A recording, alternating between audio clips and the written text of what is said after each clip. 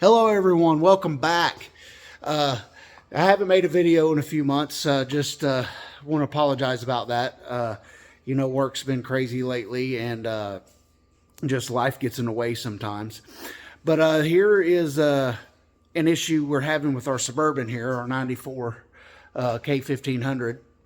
We drove it from here in Missouri over Thanksgiving to go to some family out in Arizona, and about 4.5, 5 hours from where our destination was in northern Arizona, the pump went out on the transmission, and the transmission just no dice, no gears whatsoever, drive, reverse, nothing worked. We had like 4 neutrals, so that was bad. We ended up getting towed, and we were in between Holbrook, Arizona, and Winslow, Arizona. That's where it was. And the tow truck guy recommended us to go to a shop called Big Rhonda's there in Holbrook, and he dropped our Suburban off there, and then we got to talk to them, and we met Rhonda that owns the place, and they had one of these transmissions in stock, which was awesome.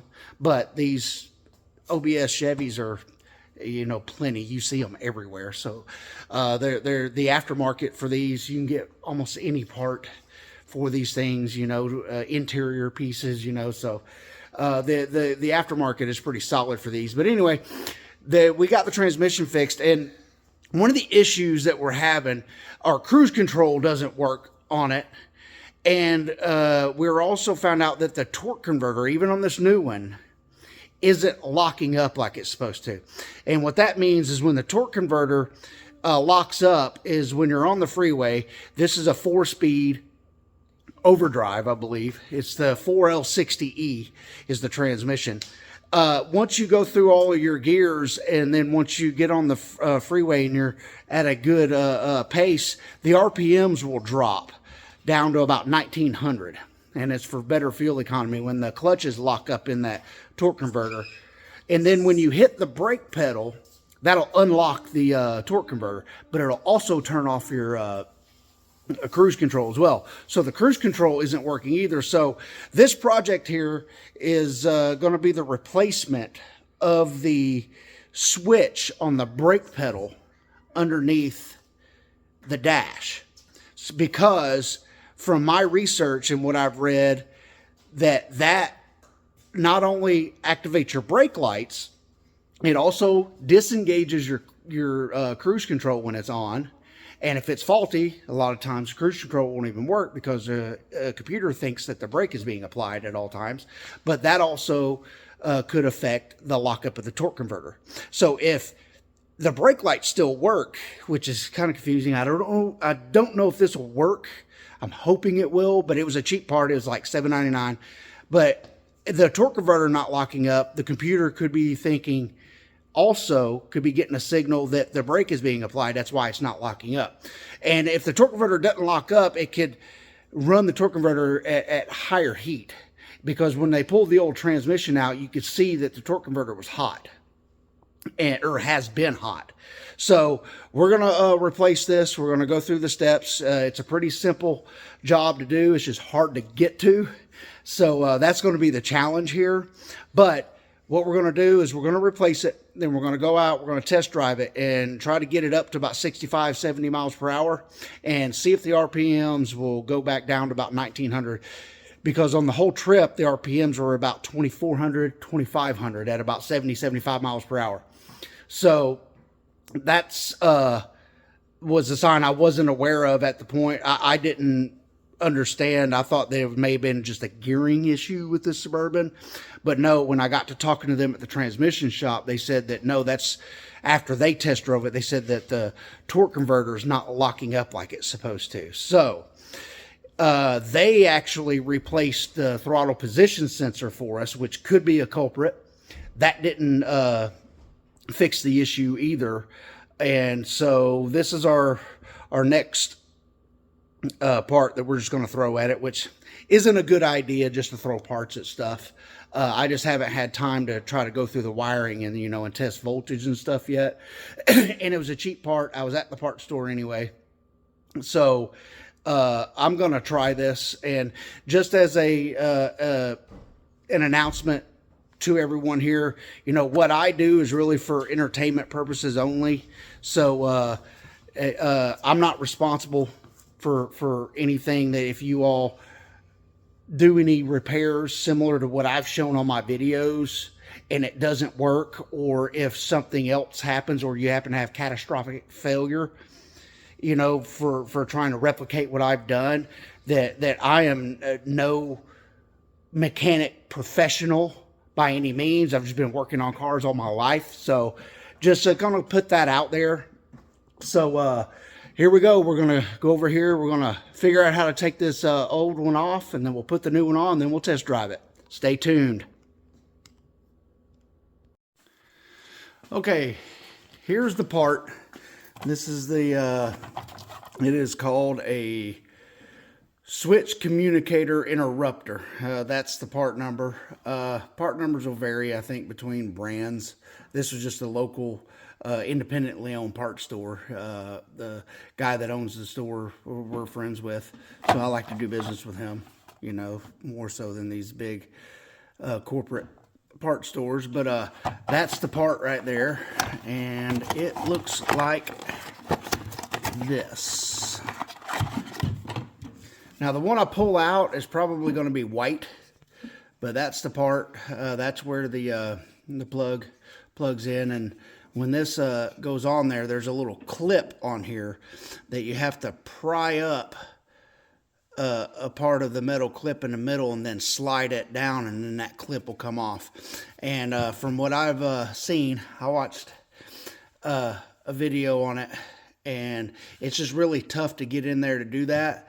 But the easiest way that I saw someone do it is they used one of these picks here. So that's what I'm going to try to do to get in there, and to get that pick in there to get behind that, to pry that up and then be able to pull that down. So we're going to get under the dash and we're going to get at it. Okay, first things first, whenever you're working on anything electrical on a vehicle, it's really wise to disconnect your negative battery cable, because that'll prevent any potential arcing or anything like that, because if that happens, it could cause further damage to other electrical components. But here on the OBS Chevys, I know in the earlier generations, at least, I think they did, GM did this throughout this whole generation, is we've got the fun side post batteries. I like the top posts. They're a little easier to get to, and it's easier to change the terminals if you need to, you know. But anyway, if you got the side post, it's an 8mm socket. So you just take that loose, just as a precautionary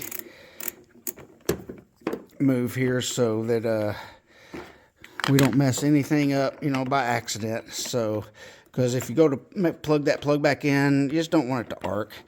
And, you know, some people may say, oh, it's not necessary, it's a plug or whatever, but I just like to do it.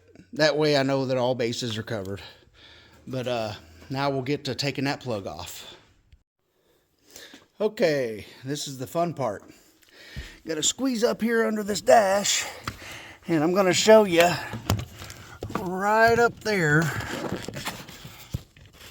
that little white box right up there, right there, that's the brake pedal switch, and it is connected. There is a pin coming off the side of this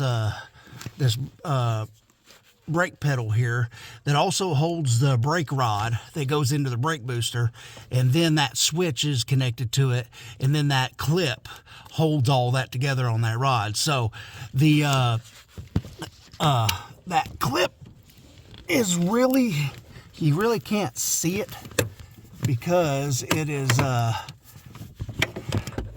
very difficult to get up there to see what's going on. But there's our, you might be able to see it a little bit, that black clip there that is on the side of there, that's what has to be removed.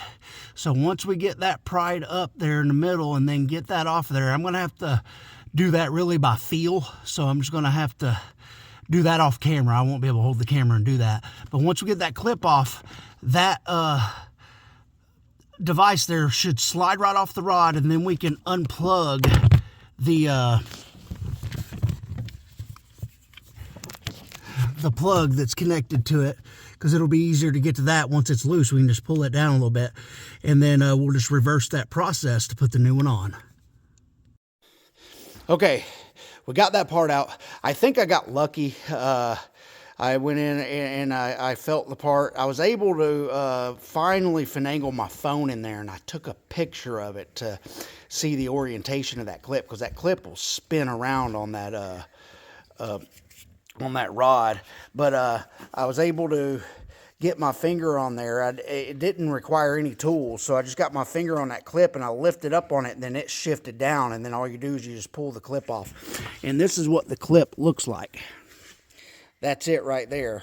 And it'll snap down on there, and then you slide it that direction, and then that little lip goes around the edge of that the rod sticking off the brake pedal. So all I did was I pushed it back this way, and I lifted up on that with my finger, and it disengaged. So I got lucky on there. And I think the newer ones are a round clip. So I think if you're 95 or newer, I believe that the clip is a little different. So you'll have to get up there and try to inspect that yourself and make sure which clip you have, because I'm not exactly sure how to take off the round clip. But we're going to go over here. We're going to do a parts comparison real fast. And just to make sure that we have the correct part. Okay, and so far, this is the one we pulled off, and that's the aftermarket. We've got 6 prongs. Got 6 prongs there. They look pretty much identical. I mean, this one doesn't look like it's in bad shape.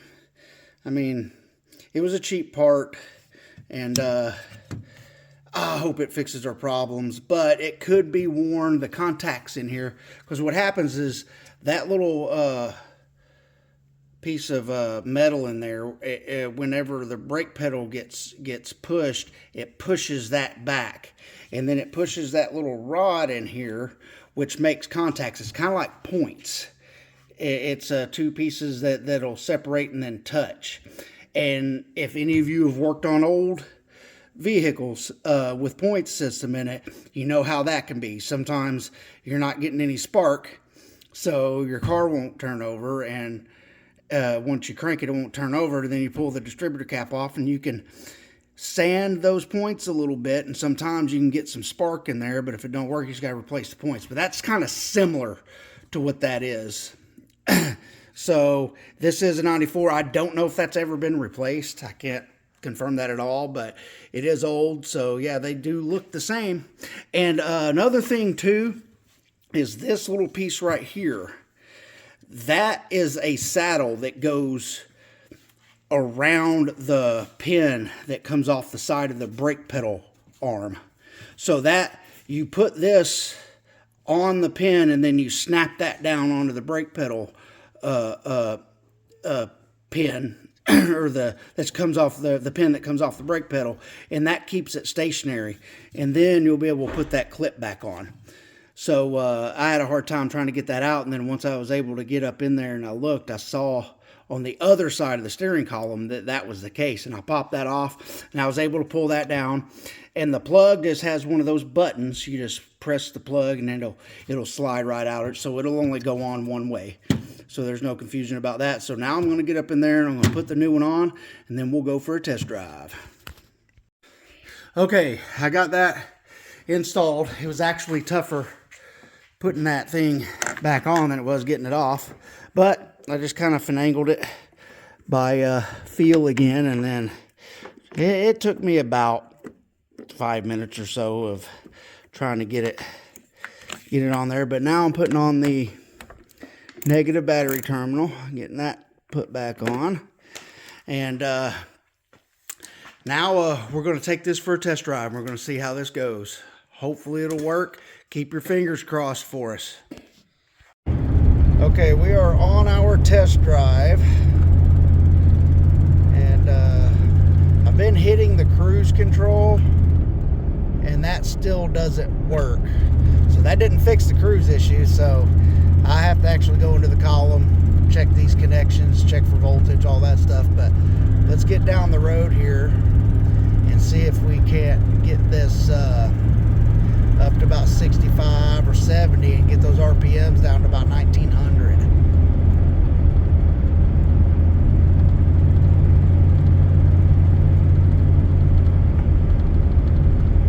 Yeah, it's still above 2000 RPMs.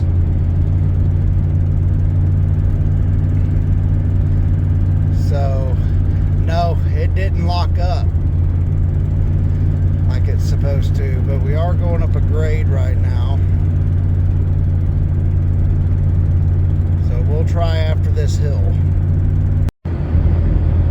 Okay, we are on flat land and we're doing 65. I mean, I just let off the throttle, but as soon as I touch the throttle, it wants to pick back up to about almost 2500 RPMs. So that's letting completely off throttle. I should be able to hold the throttle, maintaining it, go to about 1900 RPM. So that did not fix our problem. Well, as you saw on the test drive, that didn't fix the torque converter lockup issue that we're having. So can't win them all. And this is a result of why it's not a good idea to really just throw parts at something.